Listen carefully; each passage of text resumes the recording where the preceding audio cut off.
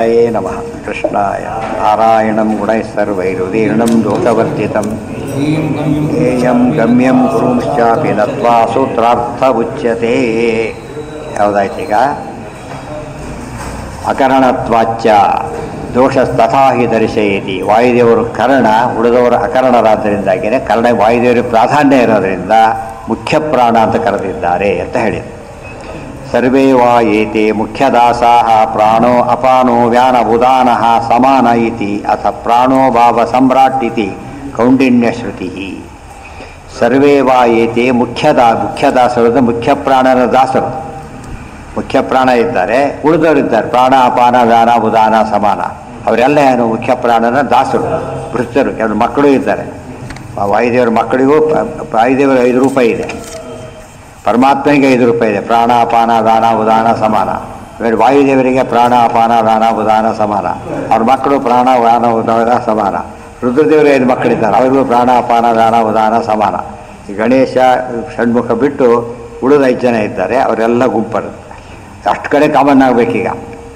ಯಾವ ಪ್ರಾಣ ಎಲ್ಲಿ ತಗೋಬೇಕು? ಪ್ರಾಣಾಯ ಸ್ವಹ. ಯಾರಿಗೆ ಹೋಗ್ಬೇಕು ಅದೀಗ? ಅಹಂ ವೈಶ್ವಾನರೋ ಭೂತ್ವ. ಆದ್ದರಿಂದ ಅಲ್ಲಿ ಈ ಪ್ರಾಣದೇವ್ರ ಮೂಲಕ ಆ ಪ್ರಾಣದೇವ್ರಿಗೆ ಹೋಗಬೇಕು.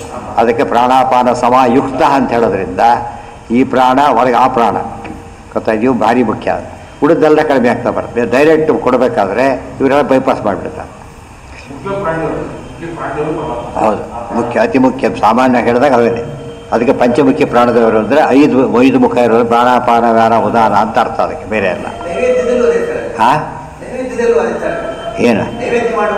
ಹಾಂ, ಹೌದು, ಯಾವಾಗಲೂ ಹಾಗೆ. ದೇವ್ರು ಹೇಳಬೇಕಾದ್ರೆ, ನಾವು ತಗೊಳ್ಬೇಕಾದ್ರೆ, ಮತ್ತು ದೇವತೆ ನೈವೇದ್ಯ ಮಾಡಬೇಕಾದ್ರೆ ಯಾರಿಗಾದರೂ ಕೂಡ ಅದು ಹೇಳಲೇಬೇಕು.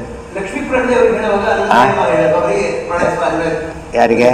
ಯಾರು ದೇವರಿದ್ದಾರಲ್ಲ, ದೇವರಿಲ್ಲ ಮೇಲೆ ಪ್ರಾಣಾಪಾನ ಅವರಿಗೆ. ದೇವ್ರಿಗೆ ಕೊಡ್ಬೇಕಾದ್ರೆ ಪ್ರಾಣ ನೀನೇ ಅಂತ ಕೊಡೋದು ದೇವರಿಗೆ. ದೇವರಿಗೂ ನೈವೇದ್ಯ ಮಾಡೋಕ್ಕಾದ್ರೆ ಪ್ರಾಣಾಪಾನ ಅಂತ ಹೇಳಬೇಕಲ್ಲ ಎಲ್ಲ ಕೂಡ. ಕಾರಣ ಏನು? ಆತನ ರೂಪಗಳೇ ಅವು.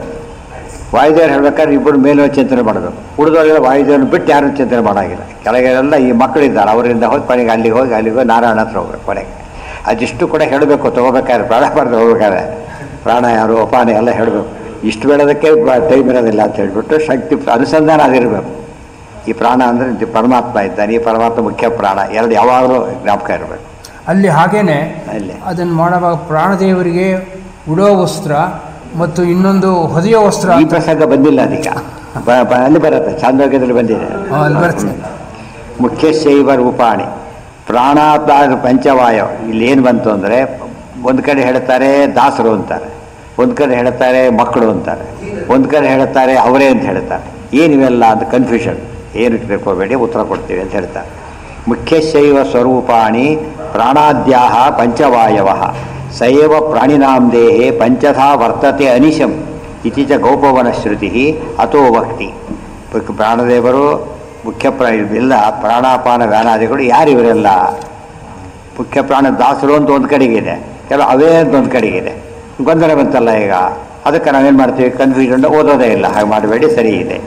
ದಾರಿ ಹೋಗ್ಬೇಕಾದ್ರೆ ಕನ್ಫ್ಯೂಷನ್ ಮನೆಗೆ ವಾಪಸ್ ಹೋಗ್ಬಿಡ್ತಾನೆ. ಗುರಿ ಬೇಕಾದಾಗ ಏನು ಮಾಡ್ತಾನೆ? ಕೇವಲ ಸರಿಯಾದ ಹುಡ್ಕೊಂಡು ಹೋಗ್ತಾನೆ, ಒಟ್ಟು ಬಿಟ್ಬಿಡೋದಿಲ್ಲ. ಇವ್ನು ಬಿಡ್ಲಿಕ್ಕೆ ಟ್ರೈ ಮಾಡೋರು. ಪೂರ್ವ ಪಕ್ಷಗಳಲ್ಲಿ ಏನು ಮಾಡ್ತಾರೆ ಅಂದರೆ, ಧರ್ಮ ಜಿಜ್ಞಾಸೆನೇ ಬೇಕಿಲ್ಲ ನಮಗೆ, ಅಲ್ಲಿಗೆ ಎಂಡ್ ಆಗ್ತಾರೆ. ಅಥ ಹೊಡಿದ್ರು ಇಲ್ಲ, ಮುಖ್ಯವಾಗಿ 5 ಎರಡೂ ಸರಿ ಇದೆ. ಅದು ಸರಿ, ಇದು ಸರಿ. ಪ್ರಸಂಗ ನೋಡಿಕೊಂಡು ಯಾರಿಗೆ ಅಪ್ಲಿಕಬಲ್ ತಿಳ್ಕೋಬೇಕು. ವಾಯುದೇವರಿಗೆ 5 ಹೆಸರುಗಳಿವೆ, ಅದನ್ನೆಲ್ಲ ಈಗ ಹೇಳ್ತಾರೆ. ಅಥವಾ ಅಥ ಪಂಚವೃತ್ಯ ಏತತ್ ಪ್ರವರ್ತತೆ ಪ್ರಾಣೋ ವಾವ ಪಂಚವೃತ್ತಿ. ನೋಡಿ, ಪಂಚವೃತ್ತಿ ಮನೋಮದ್ವ್ಯಪದಿಶ್ಯತೆ. ಮನಸ್ಸಿಗೆ ಹೇಗೆ 5 ಭಾಗನೋ ಪ್ರಾಣಕ್ಕೆ 5 ಭಾಗ ಇದೆ ಅಂತೇಳಿ. ಪಂಚವೃತ್ತಿ ಪ್ರಾಣೋ ಅಪಾನೋ ವ್ಯಾನ ಉದಾನ ಸಮಾನ ಇತಿ ತೇಭ್ಯೋ ವಾ ಏತೇಭ್ಯ ಪಂಚದಾಸಾಹ ಪ್ರಚಾಯಂತೆ. ಉಳಿದ ಇದ್ದಾರೆ ಅವ್ರ ಮಕ್ಕಳು. ಪ್ರಾಣಾದ್ವಾವ ಪ್ರಾಣೋ, ಪ್ರಾಣದಿಂದ ಪ್ರಾಣ, ಅಪಾನಾದ್ ಅಪಾನೋ, ಅಪಾನದಿಂದ ಅಪಾನ, ವ್ಯಾನಾತ್ ವ್ಯಾನಃ, ವ್ಯಾನದಿಂದ ವ್ಯಾನ, ಉದಾನಃ, ಸಮಾನತ್ವಾದೇವ ಸಮಾನಃ. ಈಗ ನವಾನಾದೇವ ಈಗ 5 ಜನ ಹುಟ್ಟುತ್ತಾರೆ. ಯಥಾಹ ವೈ ಮನಃ ಪಂಚಧಾ ವ್ಯಪದಿಶ್ಯತೆ. ಮನಸ್ಸಾಗೋ 5, ಇದು 5 ಅಂತ ಹೇಳಿದ್ರು. ಮನಸ್ಸಾಗೋ ಇದು 5 ಇದೆ. ಯಾವುದದು ಮನಸ್ಸಿಗೆ ಬುದ್ಧಿ ಯಾವುದು ಅಂದರೆ ಮನೋ ಬುದ್ಧಿ ಅಹಂಕಾರ ಚಿತ್ತಂ ಚೇತನ. ಮನಸ್ಸು, ಬುದ್ಧಿ, ಅಹಂಕಾರ, ಚಿತ್ತ ಮತ್ತು ಚೇತನ. ಆ ರುದ್ರದೇವರಿಗೆ ಪಂಚಮುಖ ಅಂತ ಯಾತಕ್ಕೆ ಕರೀತಾರೆ ಅಂದರೆ, ಮನೋಭಿಮಾನಿಗಳು 5 ಮುಖ ಇದೆ. ಅದು ಸಂಕೇತ. ಅದು ಅರ್ಥ ಮಾಡ್ಕೊಂಡಾಗ ಅವ್ರು ಪಂಚಮುಖ ಯಾತಕ್ಕೆ ಅಂತ ಗೊತ್ತಾಗುತ್ತೆ. ಅವ್ರು ಆರಾಧನೆ ಮಾಡೋದು ಇದಕ್ಕೆ ಬಂದಂತೆ ಯಾತಕ್ಕೆ ಅಂದರೆ ಪ್ರಾಣದೇವರ 5 ರೂಪಗಳು, ಅವರು ಮಾಡೋದಕ್ಕೆ ಪರಮಾತ್ಮ 5 ರೂಪಗಳು. ಈ ರೀತಿ ಇರೋದ್ರಿಂದ ಅಲ್ಲೇ ಸರಿಯಾಗಿ ಅದು ಚಿಂತನೆ ಮಾಡಬೇಕು ಅಂತ ಹೇಳ್ತಾರೆ. ಯಾವುದಕ್ಕೆ? ಹಾಂ, ರುದ್ರ ಹೆಸರುಗಳವೆಲ್ಲ ಕೂಡ ರುದ್ರದ ಹೆಸರು ಆ ರೀತಿ ಸದ್ಯೋಜಾತ ಇವೆಲ್ಲ ಹೆಸರಿಟ್ಟಿದ್ದಾರೆ.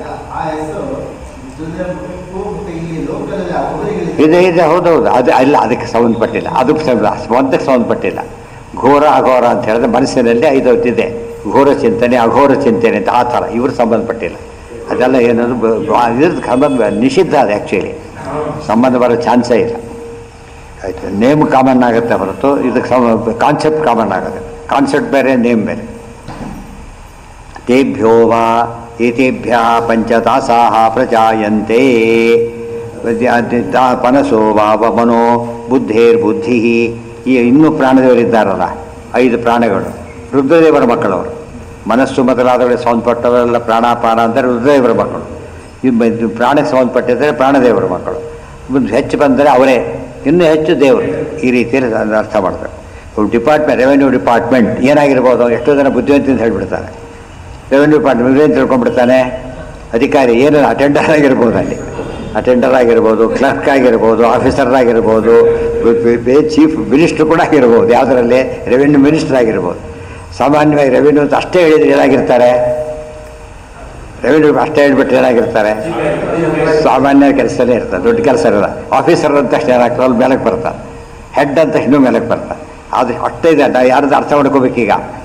ಅದು ಅಲ್ಲಿವರೆಗೂ ಅಟೆಂಡರ್ವರೆಗೂ ಇರೋದ್ರಿಂದ ನಾವೇನು ತಿಳ್ಕೊಬಾರ್ದು, ಕೆಲವು ಕೆಲಸಕ್ಕೆ ಕೆಲವರು ಸಾಕು, ಎಲ್ಲದೂ ಕೆಲವೆಲ್ಲ ಇವರು ಬೇಕಿಲ್ಲ. ಕೆಲವಕ್ಕೆ ಮಾತ್ರ ಮುಖ್ಯಸ್ಥನೇ ಬೇಕಾಗುತ್ತೆ. ಕೆಲವು ಕಾಂಪ್ಲಿಕೇಶನ್ ಇದ್ದಾಗ ಯಾರು ಸಾಲ್ವ್ ಮಾಡಬೇಕು? ಮುಖ್ಯಸ್ಥನೇ ಮಾಡಬೇಕು. ಆ ದೃಷ್ಟಿಯಲ್ಲಿ ಇವಿಷ್ಟು ಇದ್ದೇ ಇದೆ.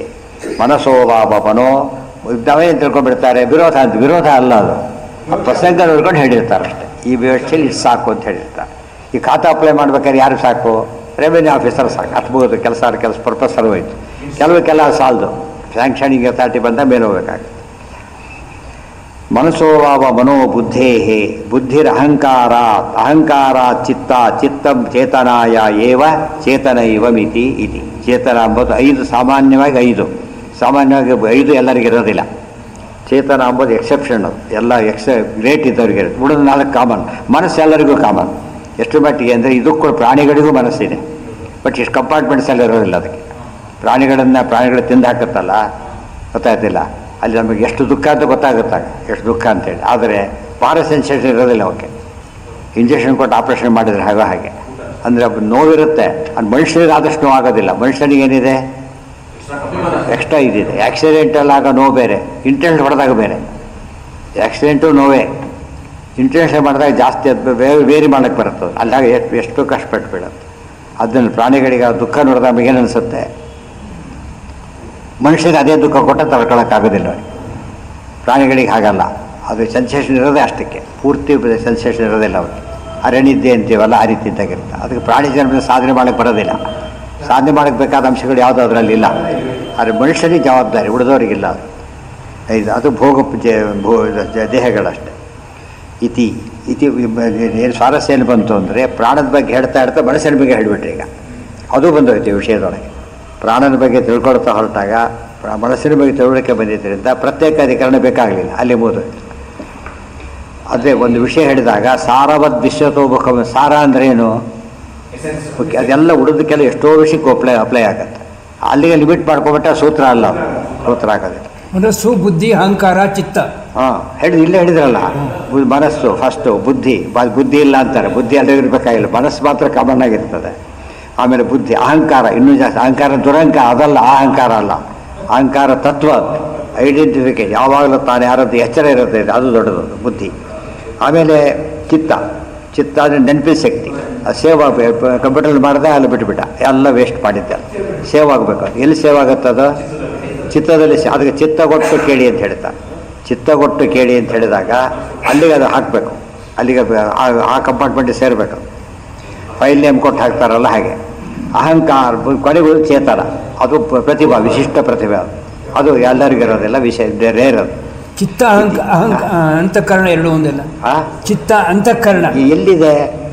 ಅಂತಃಕರಣ ಅಂದರೆ ಮನಸ್ಸು. ಮನಸ್ಸು ಅದರಲ್ಲಿ 5 ಭಾಗ ಇದೆ. ಓ ಸರಿ. ಚಿತ್ತ ಒಂದೇ ಅಂತಃಕರಣ ಅಲ್ಲ, ಮನಸ್ಸು ಅಂತಃಕರಣ, ಅದರಲ್ಲಿ 5 ಭಾಗ ಇದೆ. ಪ್ರಾಣ ಏವ ಅಧಸ್ತಾತ್ ಪ್ರಾಣ ಉಪರಿಷ್ಟಾತ್ ಪ್ರಾಣೋ ಮಧ್ಯತಃ ಪ್ರಾಣ ಸರ್ವತಃ ಪ್ರಾಣ ಏವ ಇದಂ ಸರ್ವಂ ಇತಿ ಪ್ರಾಣಸ್ಯ ವ್ಯಾಪ್ತಿ ಪ್ರತೀಯತೆ. ಪ್ರಾಣದೇವರ ವ್ಯಾಪ್ತಿ ಹೇಳ್ತಾರೆ. ಇಲ್ಲಿ ಪ್ರಶ್ನೆ ಬಂತು, ಈ ಅಧಿಕರಣ ಮುಗೀತು. ವ್ಯಾಪ್ತಿ ಇದೆಯಾ? ಭಾಳ ಇಂಪಾರ್ಟೆಂಟ್ ಕ್ವಶನ್. ಈಗ ಪ್ರಾಣದೇವರ ವ್ಯಾಪ್ತಿ ಇದೆ ಅಂತ ಹೇಳಿಬಿಟ್ರೆ ಅವರು ನಾರಾಯಣ ಆಗಿಬಿಡ್ತಾರೆ. ವ್ಯಾಪ್ತಿ ಇಲ್ಲ ಅಂತ ಹೇಳಿ ನಾವು ಆಗಿಬಿಡ್ತೇವೆ. ಇಲ್ಲ, ಅಲ್ಲಿ ಇಲ್ಲ, ಇಲ್ಲಿ ಇಲ್ಲ. ಪ್ರಾಣದೇವರು ಅಣು ಅಂದುಬಿಟ್ರೆ ನಾವು ನಮ್ಮ ಲೆವೆಲಿಗೆ ಬಂದುಬಿಡ್ತಾರೆ. ಮಹತ್ ಅಂತ ಹೇಳಿದರೆ ದೇವರ ಲೆವೆಲಿಗೆ ಹೋಗಿಬಿಡ್ತಾರೆ. ಮತ್ತು ಯಾವ ಲೆವೆಲ್ ಆ್ಯಕ್ಚುಲಿ ಅವರು ಅಂತ ಕೇಳಿದ್ರೆ ಹೇಳ್ತಾರೆ, ಅಲ್ಲಿ ವಿರೋಧ ಬರುತ್ತಲ್ಲ ಅಂತ. ವಿರೋಧ ಬರೋದಿಲ್ಲ ಹೇಳ್ತಾರೆ. ಇಂಪಾರ್ಟೆಂಟ್. ಈಗ ವಾಯುಸ್ಥಿತಿಯಲ್ಲಿ ಸರ್ವಾಂತರಾತ್ಮನ್ನು ಹೇಳ್ಬಿಟ್ಟಿದ್ದಾರೆ. ಅಣು ಅಂತ ಹೇಳ್ತಾ ಇದ್ದಾರೆ. ಸರ್ವಾಂತರಾತ್ಮ ಹೇಗಾಗಬೇಕು ಅದೆಲ್ಲ ತಿಳಿಸ್ತಾರೆ. ಮಧ್ಯತ ಅಂದರೆ ಯಾವುದೇ ಕೆಲಸ ಮಾಡಬೇಕಾದ್ರೂ ಬ್ರಹ್ಮಸೂತ್ರಗಳು ಎಷ್ಟು ಅದಂದರೆ ಅದಿಲ್ಲದೆ ಏನು ಕೆಲಸ ಮಾಡೋಕ್ಕೆ ಬರೋದೇ ಇಲ್ಲ. ಮತ್ತು ಪ್ರಿನ್ಸಿಪಲ್ಸ್ ಎಲ್ಲ ಇರೋದು ಇಲ್ಲಿ.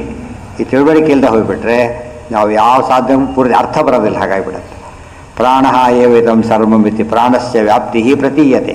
ಯತಃ ಸರ್ವಂ ಜಗದ್ವ್ಯಾಪ್ಯ ತಿಷ್ಠತಿ ಪ್ರಾಣ ಏವತು ಅತೋ ಧ್ರುವಂ ಅತೋ ಧೃತಂ ಜಗತ್ಸರ್ವಂ ಅನ್ಯಥಾ ಕೇನ ಧಾರ್ಯತೆ ಇತಿ ಚ ಯುಕ್ತಿರ್ವಾಯು ಪ್ರೋಕ್ತ. ಯುಕ್ತಿ ಹೇಳಿದ್ದಾರೆ. ಪ್ರಾಣದೇವರು ಎಲ್ಲವನ್ನು ಧರಿಸಿದ್ದಾರೆ. ಯುಕ್ತಿ ಇದೆ. ಈಗ ಯತಃ ಸರ್ವಂ ಜಗದ್ವ್ಯಾಪ್ಯ ತಿಷ್ಠತಿ ಪ್ರಾಣ ಏವತು.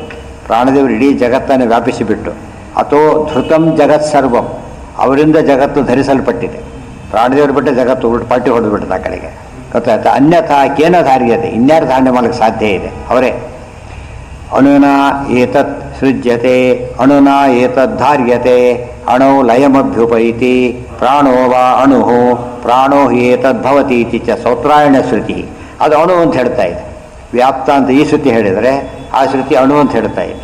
ಅದಕ್ಕೇನು ಉತ್ತರ ಕೊಡಬೇಕು ಅಂದರೆ ಓಂ ಅಣುಶ್ಚ ಓಂ. ಮುಖ್ಯ ಪ್ರಾಣದೇವರು ಕೂಡ ಎಂಥವರವರು? ವ್ಯಾಪ್ತರ, ಮಧ್ಯವರ್ತಿ ಇಲ್ಲ. ಇಲ್ಲ ಮಹತ್ತಾಗಬೇಕು, ಇಲ್ಲ ಅಣು ಆಗಬೇಕು. ಇವರು ಅಣುನೇ. ಜೀವರು ಅಂತ ಕರೆದ ಮೇಲೆ ಏನಾಗಿರ್ಬೇಕು ಅವರು? ಅಣು ಅಷ್ಟೇ.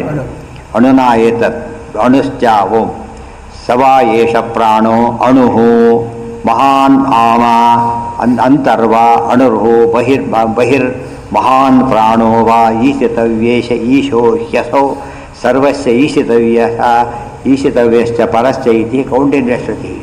ವ್ಯಾಪ್ತ ಪ್ರಾಣ ಅಂತ ಯಾರ್ಯಾರು ಹೇಳಿದ್ದಾರೋ ಅಷ್ಟು ನಾರಾಯಣ ಪ್ರಾಣ. ಅಣು ಪ್ರಾಣ ಅಂತ ಯಾರು ಹೇಳಿದ್ದಾರೋ ಅದೆಷ್ಟು ಮುಖ್ಯ ಪ್ರಾಣ. ಇಷ್ಟು ತಿಳ್ಕೊಟ್ರೆ ಮುಗಿದು. ಇನ್ನು ಕೆಲಸ ಹೇಗೆ ಮಾಡ್ತಾರೆ ಸಾಮರ್ಥ್ಯ ಹೇಳಲಿಲ್ಲ.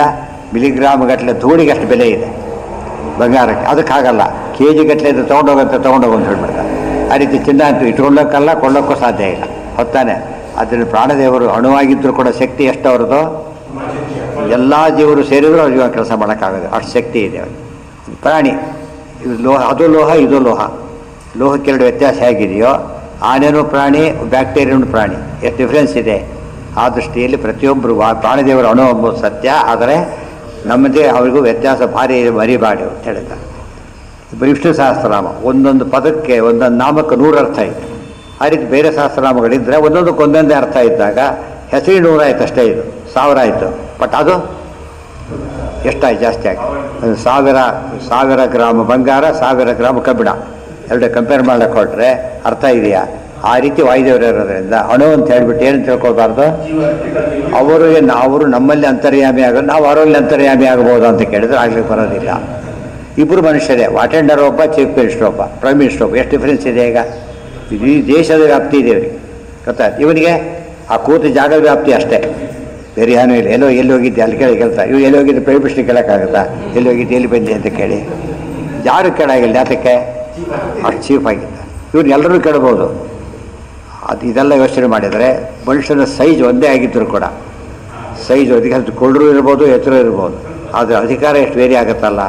ಪವರ್ ವೇರಿಯೇಷನ್ನಿಂದ ಹೇಗೆ ವೇರಿಯೇಷನ್ನು, ವಾಯುದೇವ್ರ ಪವರ್ ಆಗಿರೋದ್ರಿಂದ ಅವರು ಅಣುವಾಗಿದ್ದರೂ ಕೂಡ ಅಂತರ್ಯಾಮಿ ಆಗಲಿ ಬರುತ್ತೆ. ಅವ್ರಿಗೆ ಕುಡಿದವ್ರಿಗೆ ಅಂತರ್ಯಾಮಿ ಆಗಲಿ ಬರೋದಿಲ್ಲ. ಅಲ್ಲಿಗೆ ವಿಷಯ ಮುಗೀತು. ಮುಂದಿನ ನಾಳೆ ಪ್ರಾಣ ಅಣುತ್ವಾಧಿಕರಣ ಈ ಪದ ಓದಿಬಿಟ್ರೆ ಅದಿಷ್ಟು ಉತ್ತರ ಬಂತು. ಮುಂದೀಗ ಜ್ಯೋತಿರ್ಸ್ಥಾನ ಮುಂದಿನ ವಿಷಯ, ಅದು ನಾಳೆ. ನಾಳೆ ಪಾಠ ಎಲ್ಲ ನಾಡಿದ್ದು. ತಸ್ಮಾನ್ ಭಗವಾನ್ ಸರ್ವೋತ್ತಮೋ ಪ್ರಾಣ ಶಬ್ದ ಅಂತ. ತಸ್ಮಾನ್ ಭಗವಾನ್ ಸರ್ವೋತ್ತಮೋ ಪ್ರಾಣಶಬ್ದ ಅಂತ ಒಂದು ಶ್ಲೋಕ ಇದೆ. ಹೌದು, ಪ್ರಾಣ ಸರ್ವೋತ್ತಮರು ಅಂತ ಎಲ್ಲಿ ಹೇಳ್ತಾರೋ ಜೀವರಲ್ಲಿ ಸರ್ವೋತ್ತಮರು ಅಂತಾರೆ. ಸರ್ವ ಜೀವರಲ್ಲಿ ಸರ್ವೋತ್ತಮರು, ಬರೀ ಸರ್ವೋತ್ತಮ ನಾರಾಯಣ.